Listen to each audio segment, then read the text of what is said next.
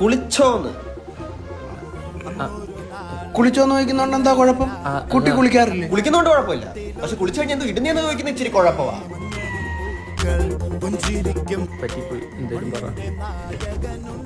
ഞങ്ങളുടെ ട്യൂഷൻ ക്ലാസ്സിൽ ഇത്തിരി ഫാഷൻ സെൻസ് ഉള്ള ആ കുട്ടിക്കായിരുന്നു, അതുകൊണ്ട് ചോദിച്ചു. എല്ലടാ പോട്ടി.